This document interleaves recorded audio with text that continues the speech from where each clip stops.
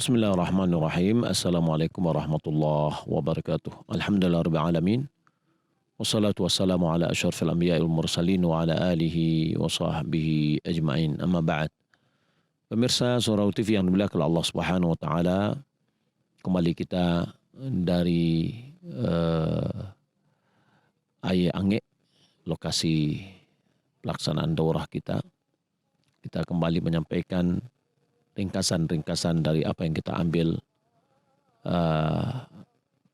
dari daurah yang dilakukan oleh atau yang diberikan oleh Syekh Fahad. Kita masuk ke dalam kitab Qawaidul Muthla yang dikarang oleh Syekh Muhammad bin Shalih Al-Utsaimin, di mana di dalam muqaddimahnya beliau mengatakan bahwa beriman dengan nama-nama Allah dan sifat-sifatnya merupakan salah satu rukun iman kepada Allah Subhanahu wa taala. Yaitu rukun iman itu dia meliputi beriman dengan keberadaan Allah, beriman dengan rububiyah Allah, beriman dengan uluhiyah Allah, dan beriman dengan asma dan sifat Allah Subhanahu wa taala. Maka kedudukan dari kedudukan berilmu tentang nama-nama Allah dan sifat-sifatnya sangat penting sekali, disebabkan dia adalah salah satu cara mentauhidkan Allah Subhanahu wa taala, atau salah satu pembagian tauhid Allah Subhanahu wa taala yang diambil secara istiqra, analisa, dengan mengumpulkan seluruh dalil-dalil yang ada dari Al-Quran dan Sunnah. Maka dapatlah bahwasanya mentauhidkan Allah itu dengan tiga bagian. Bagian yang pertama adalah mentauhidkan Allah dalam rububiyah, kemudian mentauhidkan Allah uluhiyahnya, kemudian mentauhidkan Allah dalam asma wa sifat, yang telah kita jelaskan kemarin bahwasanya mentauhidkan Allah dalam asma wa sifat itu adalah menetapkan apa yang telah Allah Subhanahu wa taala tetapkan untuk dirinya di dalam kitabnya, dan apa yang telah Rasulullah SAW tetapkan untuk Allah dalam hadis-hadis yang sahih dari nama-nama dan sifat-sifatnya, serta menafikan apa yang dinafikan oleh Allah dan menafikan apa yang dinafikan oleh Rasulullah SAW. Kedudukan asma wa sifat ini dalam agama sangat tinggi sekali dan merupakan urgensi yang sangat agung, karena seseorang tidak mungkin untuk mengibadati Allah Subhanahu wa taala secara sempurna sampai dia berilmu dengan nama-nama Allah Subhanahu wa taala dan sifat-sifatnya, sehingga dia mengibadati Allah Subhanahu wa taala di atas ilmu yang sempurna. Dan Allah Subhanahu wa taala mengatakan, walillahil asmaul husna fad'uuhu biha. Allah memiliki nama-nama yang baik, maka berdoalah dengan nama-nama itu. Berdoa dengan nama-nama itu meliputi dua hal.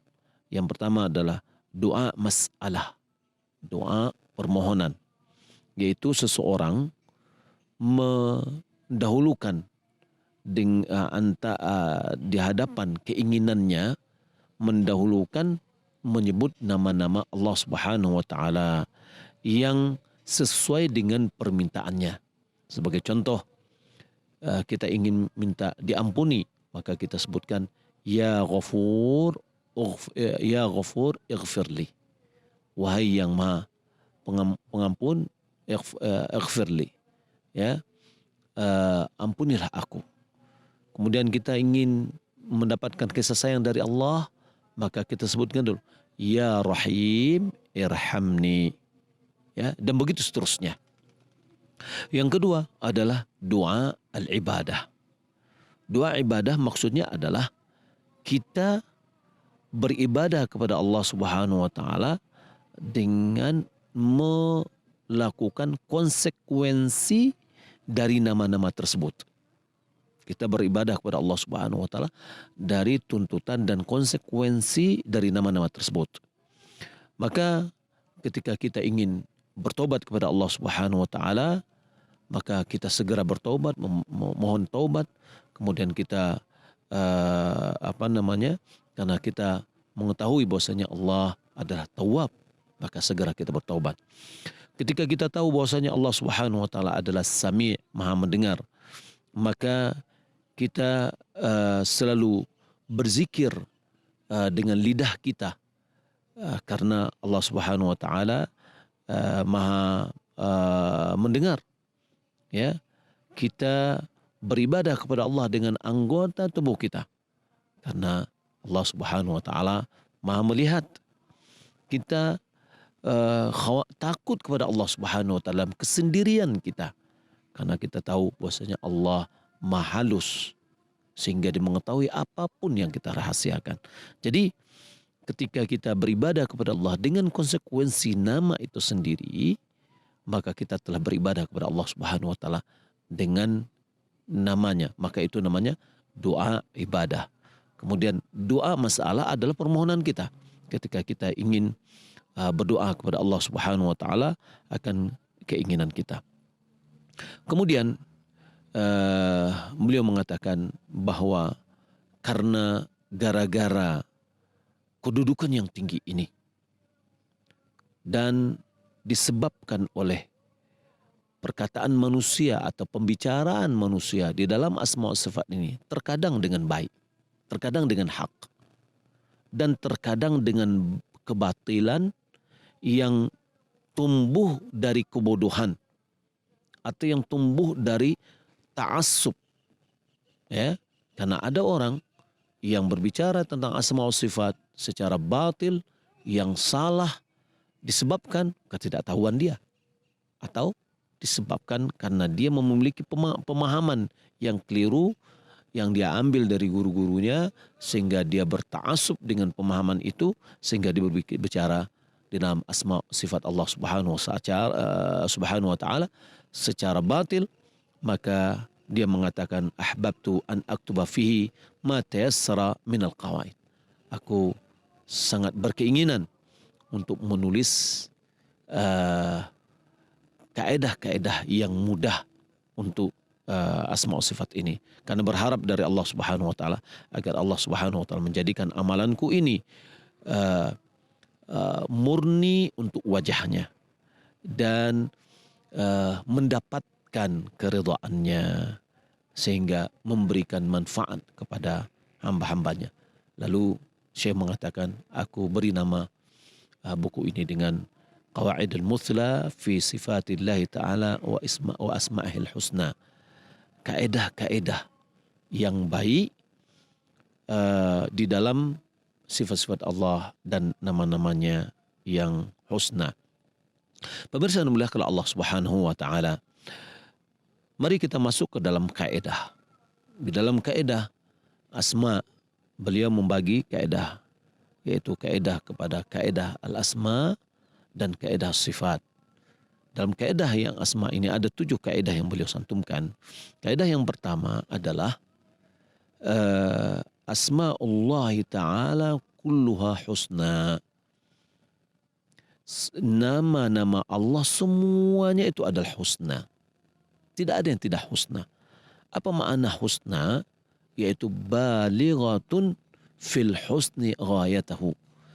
Betul-betul sampai kepada puncak kebaikan, puncak keindahan. Nama-nama Allah Subhanahu wa taala. Allah Subhanahu wa taala berfirman, "Walillahil asmaul husna." Kenapa kita katakan nama Allah Subhanahu wa taala itu adalah husna? Yaitu husna tadi apa? Yaitu sampai kepada puncak keindahan namanya.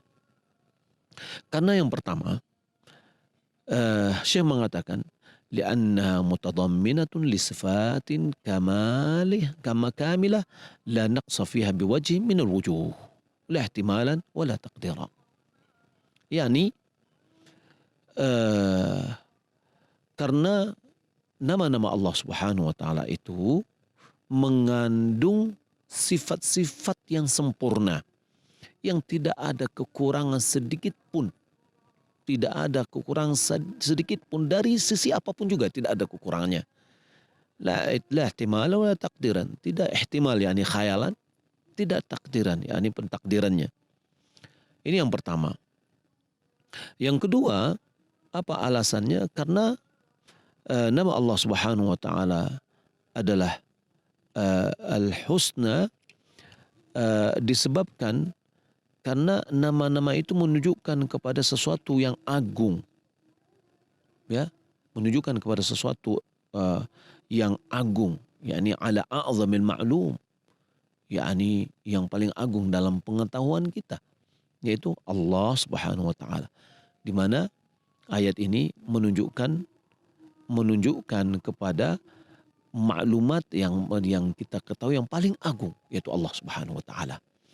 Kemudian yang ketiga, husna itu adalah kenapa dia husna? Karena nama-nama Allah Subhanahu wa taala adalah baik, mengandung sifat, ya,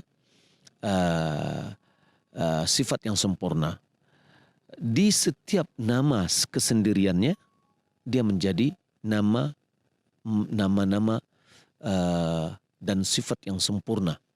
Kemudian apabila dia dikumpulkan dengan nama yang lain, As-Sami'ul Alim misalkan, ya, maka dia membawa atau mendapatkan kesempurnaan di atas kesempurnaan lagi, ya, kesempurnaan di atas kesempurnaan. Kita berikan contoh. Yang pertama adalah Al-Hayy. Nama Allah Subhanahu wa taala adalah Hayy.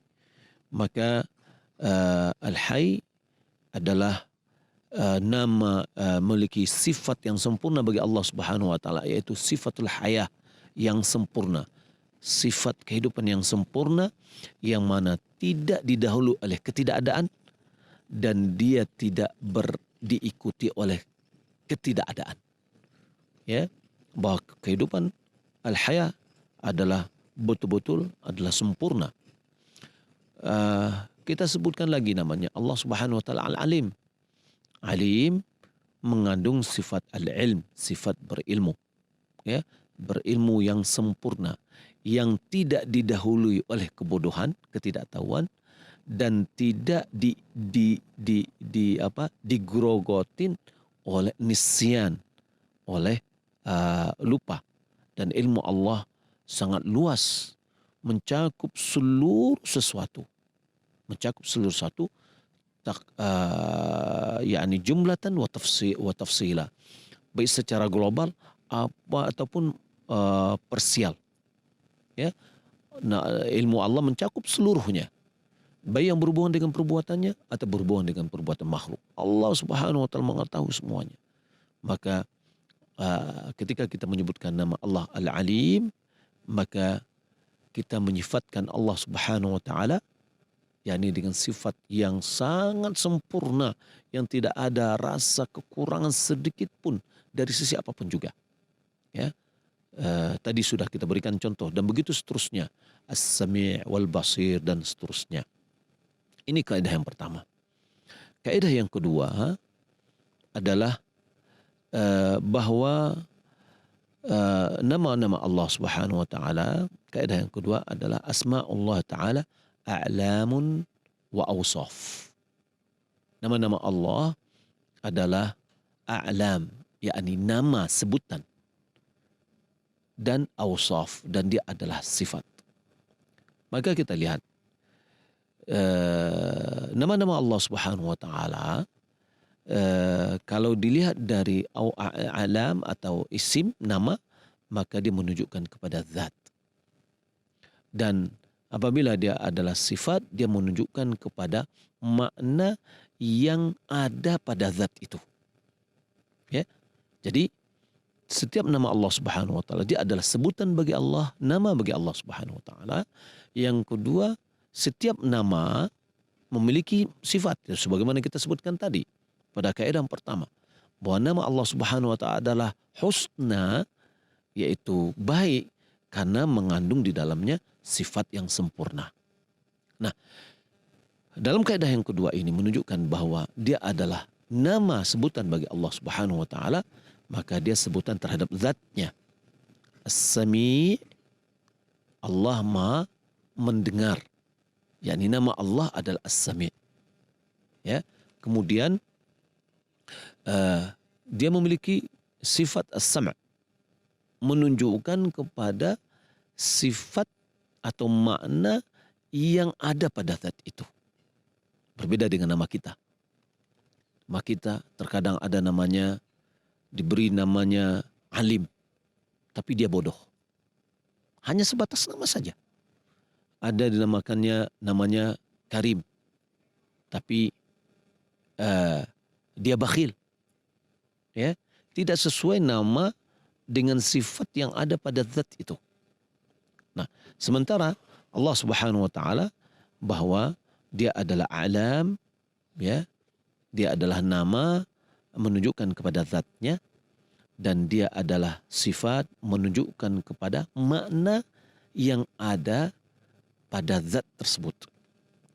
Nah, maka kalau kita lihat, kalau ditinjau dari sisi yang pertama, bahwasanya nama-nama Allah Subhanahu wa taala yang banyak itu, ya, ditinjau dari sisi dia adalah a'lam atau sebutan atau nama untuk Allah Subhanahu wa taala, maka dia mutaradif. Dia adalah sinonim, ya, karena yang dimaksud adalah satu, ya. Yaitu Ar-Rahman, Ar-Rahim, ya. Al-Alim, Al-Hayy, Al-Alim, Al-Qadir, As-Sami', Al-Basir, Ar-Rahman, Ar-Rahim, Al-Aziz, Al-Hakim, semuanya itu adalah nama-nama. Nama sebutan untuk yang satu, yaitu Allah Subhanahu wa taala. Ya, tidak berkonsekuensi bahwasanya Al-Alim berbeda dengan As-Sami' di dalam sebutan nama. Ya, akan tetapi kalau ditinjau dari sisi awsaf, sifat yang ada pada zat Allah Subhanahu wa taala, maka makna dari makna al-hayah berbeda dengan makna makna al-alim, ya, maka dia berbeda. Sifat al-hayah akan berbeda dengan sifat al-alim, sifat makna dari alim akan berbeda dengan al-qadir, dan begitu seterusnya. Kalau ditinjau dari sisi sifat, setiap nama-nama dia memiliki sifat yang tersendiri. Ditinjau dari sisi penamaan, maka yang diberikan nama adalah satu, maka semuanya adalah sinonim. Maka di sini terjadi kekeliruan dari orang-orang yang mencabut atau menghilangkan makna dari nama Allah Subhanahu wa taala, sehingga mereka ada yang mengatakan bahwa kita tetapkan nama Allah tapi kita tidak tetapkan sifat. Al-alim bila ilm, dia adalah maha mengetahui tapi tidak berilmu, tidak mengetahui, ya. As-sami' bila sam', dia adalah maha mendengar tapi tidak ada pendengaran, dan begitu seterusnya. Ini adalah naqs, ini adalah kekurangan, ya. Maka kalau begitu kita lihat juga di masyarakat kita, kita melihat hanya nama itu sebatas nama, sehingga kosong dari makna. Sementara sebenarnya di dalamnya setiap nama, karena nama Allah itu adalah mustaq, dia diambil dari sifat, maka dia memiliki makna yang terkandung, yang terwujud di dalam zat Allah Subhanahu wa taala. Maka kita lihat ada orang di antara di masyarakat kita memberikan nama Ar-Rahman. Ar-Rahman maknanya adalah di dalamnya nama dari Allah Subhanahu wa taala, ya, Rahman. Namun di dalamnya ada sifat rahmah. Sifat rahmah yang luas. Wa rahmati wasi'at kulla syai'. Rahmatku meliput seluruh sesuatu. Yani Rahman maknanya adalah orang yang memiliki zat yang memiliki rahmat yang absolut, yang tanpa batas. Nah, ketika kita mengetahui bahwasanya nama Ar-Rahman maknanya tidak hanya sebatas nama, tapi juga dia memiliki sifat yang sempurna di dalam makna nama ini, maka oleh karena itu Ar-Rahman tidak boleh diberikan nama kepada selain Allah Subhanahu wa taala. Seorang anak tidak boleh diberi nama Rahman. Karena Rahman artinya apa tadi? Ya, dia tidak hanya sebatas nama. Akan tetapi dia adalah eh, dia mengandung makna di dalamnya, dan makna itu tidak ada pada makhluk. Hanya makna itu hanya ada pada Allah Subhanahu wa taala. Maka oleh karena itu tidak boleh diberikan, ya, diberikan kepada selain Allah Subhanahu wa taala. Berbeda dengan Rahim. Rahim itu memang manusia juga punya rahim, yakni rahim itu adalah kasih sayang terus menerus, akan tetapi sesuai dengan kodratnya, ya, sesuai dengan kodratnya. Ada seorang namanya Aziz, boleh Aziz, tapi Aziznya sesuai dengan kodratnya. Tapi makna Rahman, Ar-Rahman yang ada alif dan nunnya, yaitu dalam bahasa Arab namanya sifatul mubalaghah, itu tidak bisa diberikan kecuali Ar-Rahman, kecuali hanya kepada Allah Subhanahu wa taala. Maka kalau seandainya ada kita kasih nama seorang Rahman, maka hendaklah diawali dengan sebaiknya kata-kata Abdur Rahman. Nah, ketika digandengkan digandengkan dengan kalimat yang lain yang tidak bisa dijadikan sebagai saling penyandaran yang baik, seperti kita lihat Baitur Rahman, ya, atau Duyufur Rahman atau Abdur Rahman, itu adalah penyandaran dua kata yang memiliki satu makna, itu adalah memiliki makna yang baik. Akan tapi kalau seandainya di depannya adalah nama jamid atau nama yang baku, maka Rahman nama berikutnya itu menjadi sifat bagi yang di depan. Contoh misalkan siapa nama, taruhlah kalau ada orang bikin nama namanya Ahmad, lalu kita bikin namanya Ahmad Rahman. Berarti maknanya apa? Ahmad yang maha penyayang, maha pengasih. Ya, maha pengasih. Ya, yang memiliki rahmat yang sangat luas. Ini salah. Tidak bisa disandarkan Rahman ini kepada Ahmad, ya, atau Ahmad kepada Rahman. Tidak, dia tidak bisa menjadikan mudhafun ilaih, akan tapi menjadi sifat jadinya. Maka oleh karena itu, bagi yang sudah terlanjur misalkan membuat nama, maka selipkan di situ di antara Ahmad dengan Rahman adalah Ahmad Abdurrahman. Maka ini lebih selamat kita dalam masalah memberikan nama-nama kepada anak-anak kita. Pemirsa yang dimuliakan oleh Allah Subhanahu wa taala,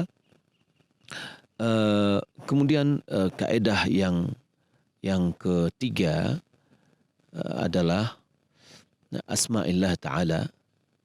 Asma'illah, nama Allah Subhanahu wa taala, in dallat ala wasfin muta'addidin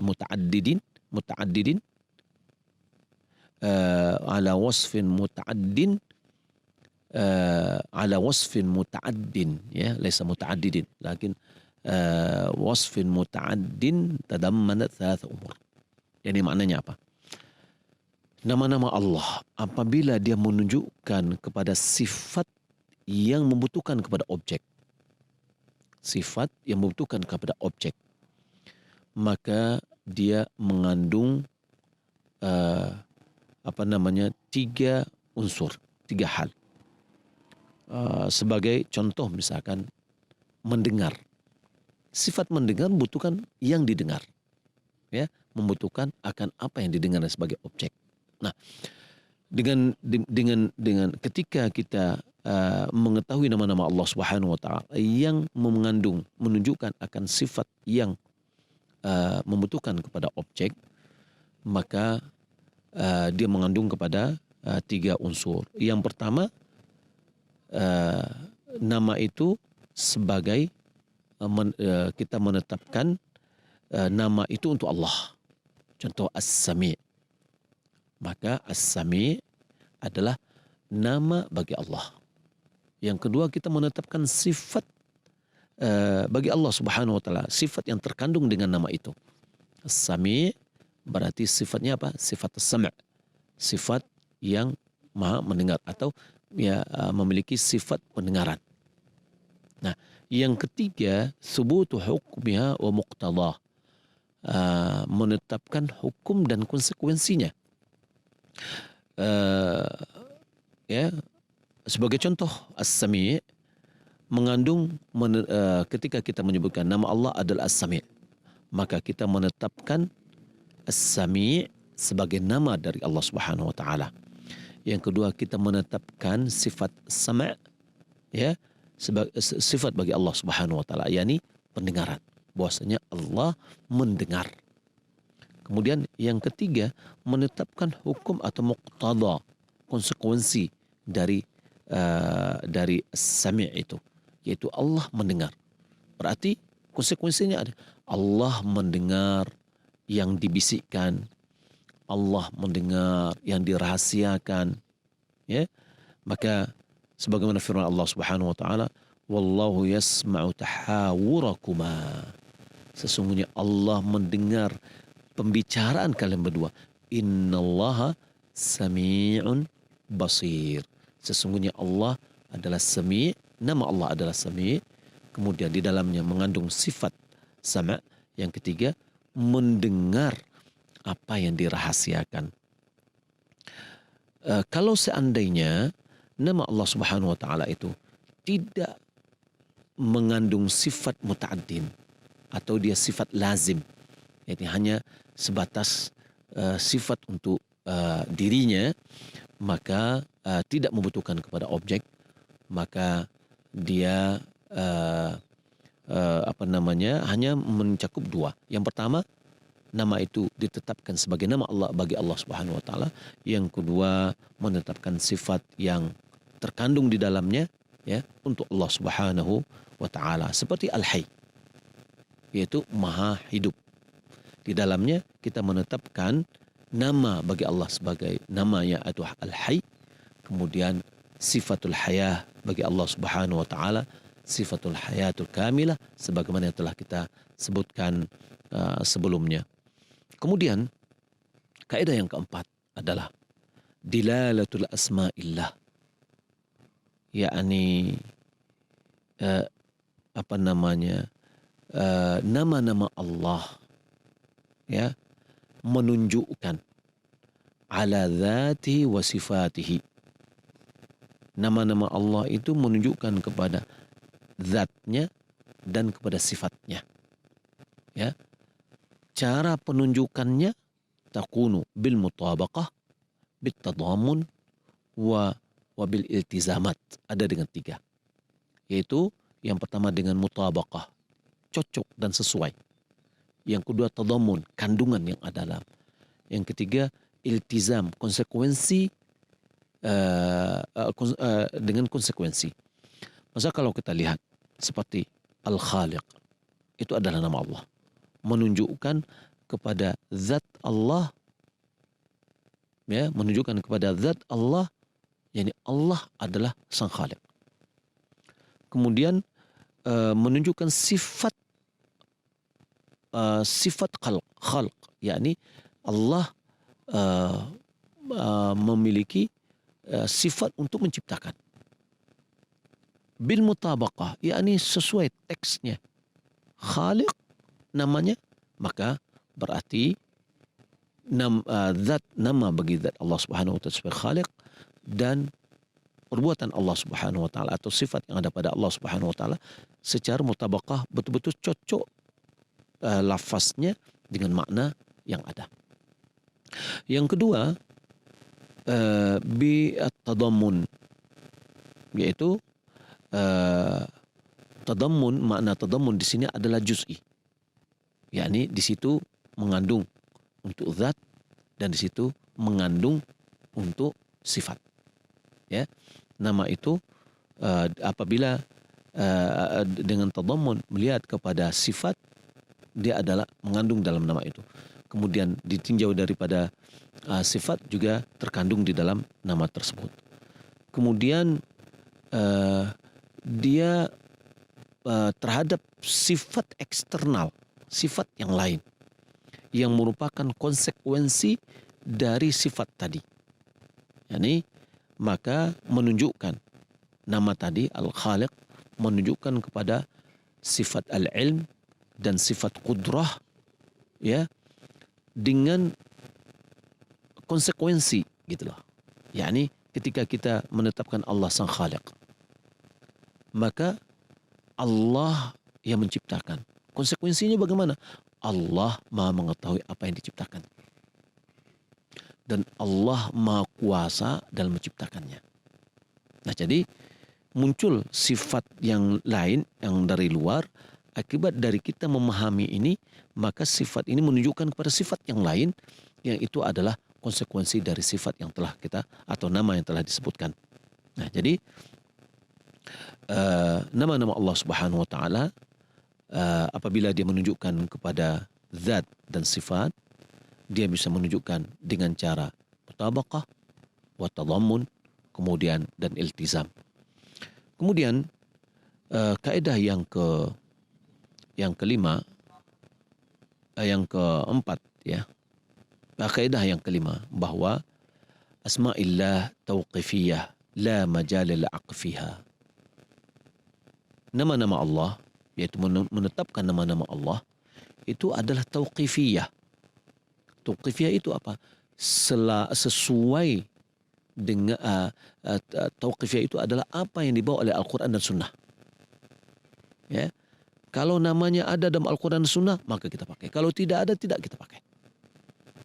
Ya, karena tidak ada ruang bagi akal di dalam menetapkannya. Maka kita dalam menetapkan nama-nama Allah, wajib kita bersandar kepada apa yang datang dari Al-Quran dan Sunnah. Maka tidak boleh kita menambah nama-nama Allah yang tidak disebutkan Al-Quran dan Sunnah, dan tidak juga mengurangi nama-nama Allah yang sudah ada di dalamnya, ya. Akan tapi kita menetapkan apa yang ditetapkan oleh Allah dan Rasulnya, dan menafikan apa yang telah dinafikan Allah dan Rasulnya. Maka bagi akal tidak mungkin mengetahui apa yang berhak, yang sepantasnya bagi Allah Subhanahu wa taala nama-nama. Akal kita tidak mampu untuk mengetahuinya. Maka wajiblah kita kembali kepada nas firman Allah Subhanahu wa taala, ya, dari Al-Qur'an dan sabda Nabi sallallahu alaihi wasallam. Jadi ini ada qaifiyah. Tidak boleh kita beri nama, ya, dengan nama yang kita tidak tahu bagaimana, apakah berhak ini atau tidak. Maka kita cukupkan nama-nama yang ada di dalam Al-Quran dan Sunnah Rasulullah SAW, tanpa kita mengurangi apa yang sudah ada atau kita menambah apa yang belum ada. Ya, maka ini tidak boleh. Maka di sini ada semacam kekeliruan, seperti orang Nasrani memberikan nama kepada Allah Subhanahu wa taala sebagai ab, ya, bapak. Maka ini sebuah kekeliruan dan ini adalah kesalahan. Ya. Kenapa nama-nama Allah harus tauqifiyah? Karena yang pertama, akal tidak akan mungkin mengetahui apa yang berhak untuk Allah Subhanahu wa taala. Kemudian yang kedua, kita tidak boleh mengikuti apa yang kita tidak berilmu di dalamnya.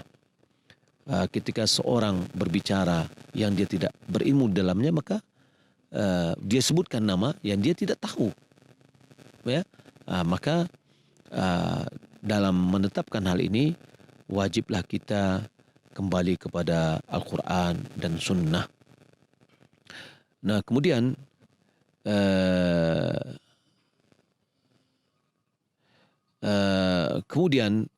kita melihat bahwa kaidah yang ditetapkan ini adalah kita harus menetapkan nama-nama Allah Subhanahu wa taala secara tauqifiyah.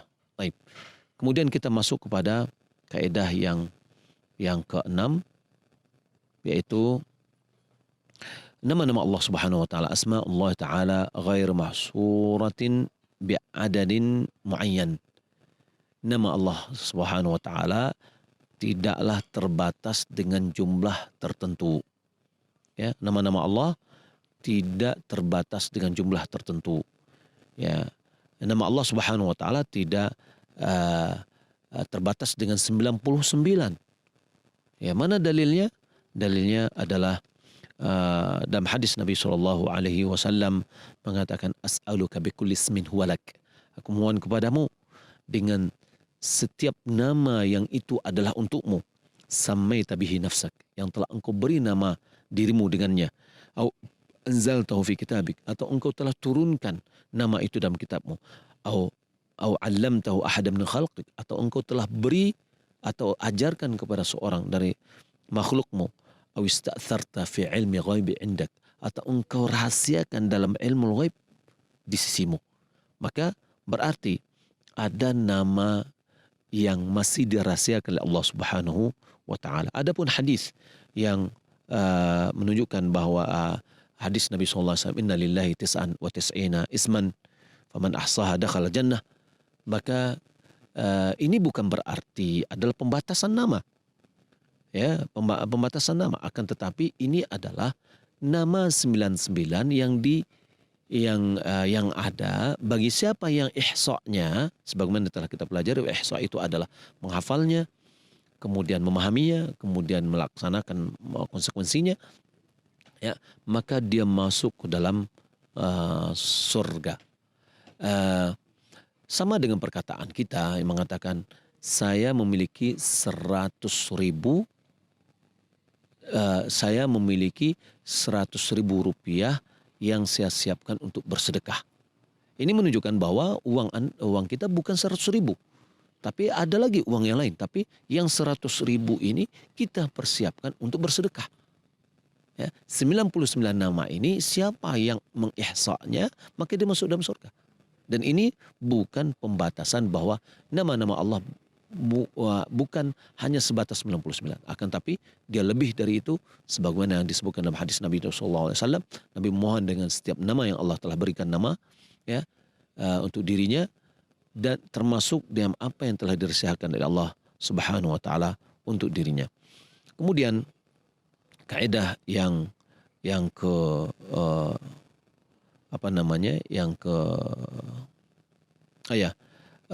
ada sebuah hadis yang menunjukkan bahwasanya ada disebutkan ini hadis dan kemudian nama-nama Allah Subhanahu wa taala dalamnya. Ulama hadis menilai bahwasanya hadis itu tidak kuat. Ya, hadis itu tidak kuat. Kemudian kaidah yang terakhir yaitu kaidah yang terakhir adalah al-ilhadu fil asma'illahi ta'ala huwal mailu biha amma yajibu fiha, yaitu menyimpang di dalam asma wa sifat. Ini berarti adalah al-mail, condong, ya, dari apa yang seharusnya dilakukan, atau apa yang seharusnya kita berikan kepada Allah Subhanahu wa taala. Ya, al-ihadu fi asma'illah ta'ala huwal mailu biha amma yajibu fiha. Yani al-ilhad, penyimpangan di dalam asma wa sifat, berarti situ adalah mail, menjauh dari apa yang seharusnya diberikan kepada Allah Subhanahu wa taala atau yang seharusnya dilakukan. Nah, di sini ada beberapa bentuk di dalam ilhad. Yang pertama adalah mengingkari nama-nama Allah Subhanahu wa taala, atau mengingkari sifat atau hukum yang ditunjuk oleh nama-nama Allah Subhanahu wa taala. Ya, mengingkarinya. Sebagaimana orang-orang yang mu'attilin, Jahmiyah, mereka menyifati Allah Subhanahu wa taala dengan tidak, ya, dan tidak ada wujud. Dia hilangkan sifat Allah, dia hilangkan nama Allah, dia hilangkan sifat. Ya, seperti Mu'tazilah, mereka menghilangkan sifat tapi menetapkan nama, maka ini adalah mereka mengingkari ya dari apa yang ditunjukkan dari terhadap nama itu, dari nama-nama, dari sifat dan hukum. Atau sebagian orang yang mentakwilnya, dia mengingkari sebagian. Pengingkaran terhadap nama atau sifat terkadang baik secara keseluruhan maupun juz'i atau sebagian. Yang kedua, menjadikan yang kedua adalah ayaj'alaha dalatan ala sifat. Dia menjadikan nama itu sebagai menunjukkan akan sifat-sifat yang ada, sifat-sifat yang menyerupakan sifat makhluk. Ya, ini ada orang ketika dia menetapkan, dia miripkan ya nama-nama itu dengan sifat yang ada atau sifat yang ada pada makhluk, dan ini adalah musyabbih wa mumathil. Kalau yang tadi adalah mu'attil, yang menghilangkan. Yang ini adalah musyabbih. Maka ini adalah penyimpangan. Kemudian juga yang ketiga adalah memberi nama Allah dengan nama yang belum Allah beri nama untuk dirinya.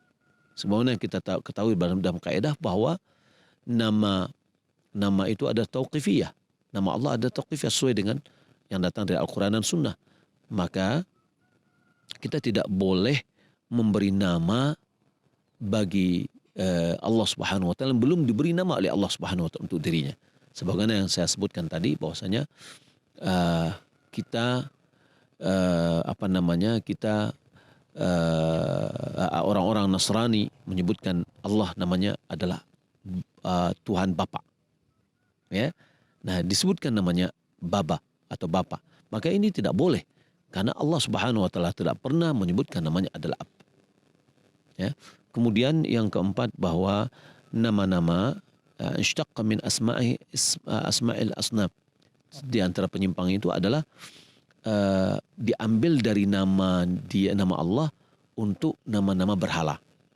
Ya, untuk nama-nama berhala. Ya, maka ini adalah penyimpangan. Sebagaimana diambil nama Uzza dari Aziz, ya, kemudian Lata dari Al-Ilah. Maka ini tidak boleh, ini adalah penyimpangan.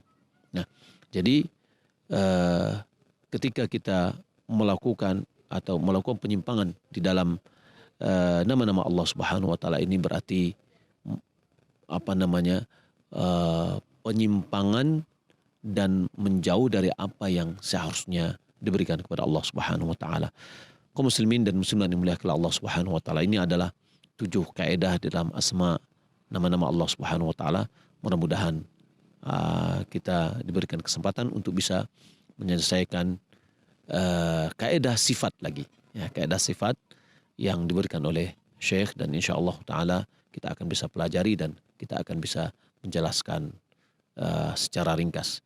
Demikian, mudah-mudahan bermanfaat. Wassalamualaikum warahmatullahi wabarakatuh.